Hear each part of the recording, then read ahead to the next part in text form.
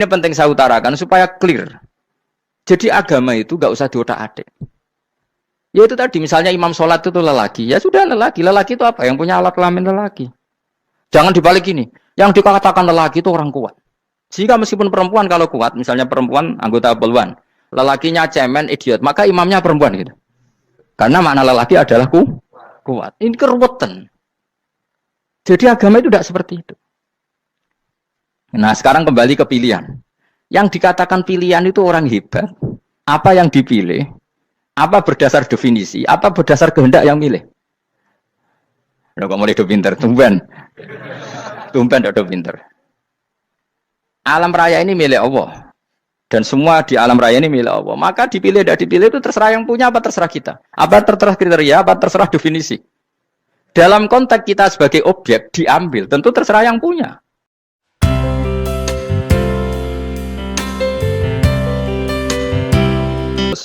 Kita ini kelompok ahli sunnah wal jamaah itu pasti benar. Meskipun secara personal kita salah, tapi madhab kita pasti benar. Ya apa ayat ini? Kan jelas ayatnya. Kemudian kitab ini, Al-Quran ini tak kasihkan orang-orang yang kami pilih. Orang dipilih Allah itu kan kelas super, ya kan? Allah yang milih loh, bukan sekedar lembaga negara. Allah yang milih, itu kan berarti super. Tapi kemudian orang super itu uniknya Allah bilang faminhum dzalimul linafs. Orang yang saya pilih itu kemudian ada yang kelakuannya itu kurang ajar, zalim. Sekarang pertanyaannya, orang yang dolim itu bagian dari yang dipilih apa keluar dari yang dipilih? Keluar bagian apa keluar? Bagian. Makanya cara ahli sunnah, wong fasik itu keluar dari Islam. Mergo minhum rujuke je alladinas tofaina. Paham ya, mulane kira usah terprovokasi wong-wong. Wong nak izina ora Islam dosa gede, ra Islam nyekel patok kuburan, ora Islam dikeris, ra Islam. Iku keliru. Wong Allah dhewe dawuh kemudian Quran ini tak kasihkan sama orang-orang yang kami pilih. Lah yang kami pilih itu ada yang berstatus dolim. Artinya yang dolim pun masih berkategori yang kami pilih. Artinya minimal tidak keluar dari Islam. Itu kan normal. Misalnya saya sebagai pelatih milih 11 pemain. Ya tentu setelah di lapangan ono sing dolim kan. Mau ngamun tok. Mau kerobok tok. Tapi tetap dia pilihan kan. Tapi tentu nanti yang terbaik ya yang kerja keras, yang ngegulno, tapi kan tetap dia sudah pemain di dalam situ. Jadi jelas ya, makanya ya saya ulang lagi ya, tak latihan. Misalnya ja'an nasu, misalnya manusia itu datang faminhum zaidun, wa minhum amrun, wa minhum bakrun. Artinya ketika kata manusia itu pasti memasukkan zaid, amr, bakar. Orang-orang yang dipilih Allah itu ya siapa saja, yang penting kategorinya dipilih. Meskipun setelah dipilih Allah itu ada yang berstatus dolim. Nah kenapa tetap dipilih Allah? Ya karena dia punya status. Tak warai ya jadi wong alim. Meskipun sampean boleh bantah siji yo kadang keterbatasan ilmu. Nomor loro hasud, bantah kan sebagai macam-macam. Hasud, nomor telu bantah gue kegiatan. Kayak wong kuliah nak agak kritis kan darani ra pinter. Jadi cocoklah ya kudu bantah. Nggo khas-khasan cerdas apa? Nomor 4 bantah niku sifat wong wedok. Menang kalah protes. Berarti dia ora lanang berarti wedok, tukang protes itu wedok. Nomor 5, bantah itu berarti dia punya keiskalan tapi nggak bisa keluar dari keiskalan itu. Jadi problem Anda ditimbangkan ke saya, itu ya rasopan. Problem-problemnya dia kok ditimbangkan ke saya. Begini terang no. Hukumnya Allah Ta'ala itu ada yang berstatus itu lugu. Lugu itu ya lugu ummi. Karena agama ini memang ummi. Ummi itu lugu. Sehingga agama ini tidak perlu diterangkan. Ketika Abu Hanifah, agama ini ketika datang, itu orang lugu. Lugu itu murni. Murni itu proporsional. Sehingga sifat ummi itu baik. Misalnya saya bilang gini, rumah awas kena keliru. Kalau kamu sholat itu batal kalau makan. Itu ukurannya 1 upo apa 1 piring? 1 upo kan? Itu sudah batal. Terus kalau saya bilang gini, Jong, nak tamu keimangan, itu 1 piring tak 1 upo. Enggak jawab ya? 1 piring, orang iso misal, tak keimangan, gue 1 upo. Nah, lalu Anda ditanya gini, lalu definisi makan itu apa? Memasukkan 1 piring ke mulut, apa 1 upo ke mulut? Dalam bab sholat, 1 upo ke mulut itu makan. Tapi dalam bab hormat tamu itu 1 piring. Setuju ya? Tak warai pinter kayak. Jadi hukumnya Allah itu ada 2. Ada hukum itu lugu, dan ini bagus. Makanya saya itu, kenangan saya terbaik dalam membela Allah dan Rasul. Saya ulang lagi, kenangan saya terbaik dalam membela Allah dan Rasul itu masalah faraid. Dulu mungkin banyak yang ingat lah ketika tahun berapa lupa saya. Tapi ada seorang menteri dan pakar Islam menggulirkan isu hak waris itu sama, lelaki dan perempuan sama. Alasannya karena perempuan sekarang kerja. Jadi gara-gara kesamaan gender kemudian mereka ingin bagi waris itu apa? Sama lidzakari bisul hadil unsayain itu ditentang. Gerakan itu pernah menguat, termasuk yang bisa dengan tanda kutip bisa menghentikan gerakan itu termasuk itu saya. Yang punya pikiran gitu tak parani, tak tantang begini. Saya bilang gini, Anda ngomong ini itu karena pinter apa karena tren? Tak tanya, ya karena pinter. Saya ini kan orangnya keren, punya kepangkatan jos lah. Ya kepangkatan jos, kepangkatan dunia, mesti cara pangeran bojos ora ya ora. Cara ukuran dunia itu jos lah. Tak tanya. Saya itu Pak Bak, termasuk yang setuju gerakan kesamaan gender. Dulu kan lelaki perempuan itu beda sekali karena lelaki kerja perempuan tidak. Sekarang sama-sama kerja maka warisnya harus sama. Terus saya tanya gini, lalu penyebab warisan itu kerja apa lelaki? Dia jawab kerja. Dia nggak ngerti kalau ngadepin saya. Saya ini kan orang alim yang biasa belajar mantek. Dia nerah nak aku ngalim. Sembrono ya jadi ini. Ketika tak tanya gini, lalu misalnya saya punya anak, yang anak saya putri itu direktur BUMN atau direktur bank atau direktur PT besar. Kemudian anak lelaki saya idiot, goblok. Warisannya dikasihkan siapa? Kalau kerja adalah alasan dapat warisan, berarti anak saya perempuan itu yang dapat warisan dong. Anak saya lelaki kan idiot, nggak kerja. Lalu warisan itu berdasar prestasi apa empati? Kalau berdasar prestasi malah Anda ini aneh. Sudah kerja direktur BUMN hanya karena dia kerja, dia dapat warisan. Karena Anda bilang asbabul irsi adalah kerja. Kalau saya bilang karena empati, saya juga gak fair. Yang kerja juga butuh modal gak saya warisi, tapi yang idiot tak warisi karena warisan berdasar empati. Lalu Anda milih mana? Bingung deh. Sampai dia ikrar, saya belum pernah mendapat perlawanan seperti ini karena Anda ngomong sama orang-orang goblok kata saya. Terus saya bilang, saya ini ngaji Wahab khatam berkali-kali. Anda mungkin baca kitab Wahab itu hanya terjemah. Maka menurut Islam yang menjadi hak waris itu sebabnya zukurah wal unasah, kelelakian menjadi dapat 2 bagian, keperempuanan menjadi 1 bagian, dan itu Islam tidak mau urusan dengan prestasi maupun empati, mujarrodul zukurah dan mujarrodul unusah. Sehingga dengan seperti ini tuh Islam nggak ribet. Coba kalau kamu pakai ilatul hukmi, pakai cara berpikir logika, malah ruwet karena tadi kalau kesamaan gender itu karena perempuan kerja, lalu misalnya yang lelaki idiot misalnya atau pengangguran, warisan kamu kasihkan siapa? Kalau kerja itu menjadi alasan hukum. Kamu kasihkan yang perempuan kan? Aneh enggak? Yang sudah kerja malah kamu kasih warisan yang nganggur?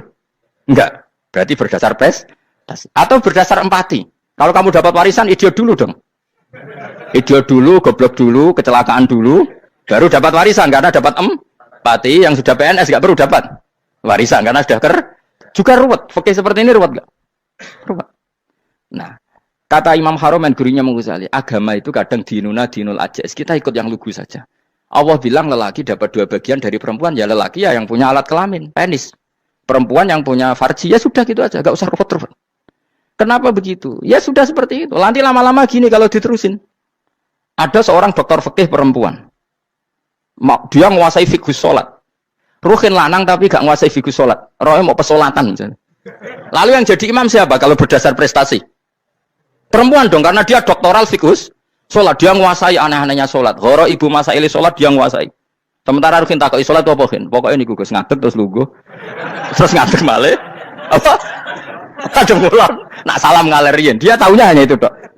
Lalu kalau nuruti imam sholat adalah yang terpandai dalam fikus sholat, tentu yang imami perempuan. Tapi agama ini tidak seperti itu. Pokoknya wong lanang imami, wong itu. Jadi makanya kata Imam Haromen dinul ajais. Sampai Said Muhammad itu sering ngutip beliau gini kan, Allahumma imanan ka imanil ajais. Ya Allah, semoga iman saya menerima konsep engkau itu ka imanil ajais. Imannya wong wedok-wedok sing lugu. Ajis itu perempuan lugu yang sudah sepuh. Jadi misalnya ngukur anak seneng ya anak kono gedang goreng, ngekei duit, ya lugu saja. Itu bagus. Daripada kamu pakai argumentasi, karena argumentasi ini sebetulnya kelihatan cerdas, tapi ada kebodohan masif. Karena tadi kalau hak waris kita otak-atik dengan prestasi, maka yang pro empati akan protes. Paham ya? Masa yang sudah kerja dikasih banyak, yang idiot enggak? Tapi kalau berdasar empati juga aneh. Masa dapat warisan harus goblok dulu, harus kecelakaan dulu. Maka Rasulullah pernah ngendikan ketika ditanya, lalu warisan untuk siapa ya Rasulullah? Nabi jawabnya lucu. Fali aula rojulin dakarin. Jadi Nabi sempat ngendikan kata rojul. Kemudian direvisi dakarin. Fali aula rojulin dakarin. Semua ulama ngendikan dakarin di sini adalah badal. Nabi ngendikan rojulin, kemudian Nabi ingat kalau rojul itu identik dengan lelaki dewasa. Apa?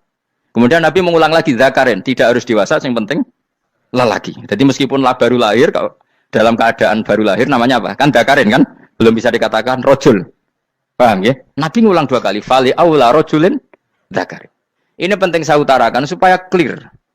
Jadi agama itu gak usah diotak-atik. Ya itu tadi, misalnya imam sholat itu lelaki. Ya sudah lelaki. Lelaki itu apa? Yang punya alat kelamin lelaki. Jangan dibalik ini. Yang dikatakan lelaki itu orang kuat. Jika meskipun perempuan kalau kuat, misalnya perempuan anggota poluan, lelakinya cemen, idiot, maka imamnya perempuan gitu. Karena makna lelaki adalah kuat. Ini keruwetan. Jadi agama itu tidak seperti itu. Nah sekarang kembali ke pilihan. Yang dikatakan pilihan itu orang hebat. Apa yang dipilih? Apa berdasar definisi? Apa berdasar kehendak yang milih? Udah kok mulai do pinter, tumben do pinter. Alam raya ini milik Allah. Dan semua di alam raya ini milik Allah. Maka dipilih tidak dipilih itu terserah yang punya apa terserah kita. Apa terserah kriteria, apa terserah definisi. Dalam konteks kita sebagai objek diambil, tentu terserah yang punya. Kemudian Allah bilang, orang-orang itu saya pilih. Nah kalau milihnya Allah berdasar kepunyaan, tentu Allah boleh dong memilih orang yang sebetulnya berstatus dolim. Ya tapi ya tetap dia dolim, tapi ya tetap dipilih. Kenapa ya? Karena Allah yang punya. Saya misalnya orang kaya, boleh nggak punya HP buruk? Boleh kan? Terserah saya. Saya orang kaya, beli HP mahal, medium, dan paling buruk. Boleh nggak? Boleh, saya yang punya.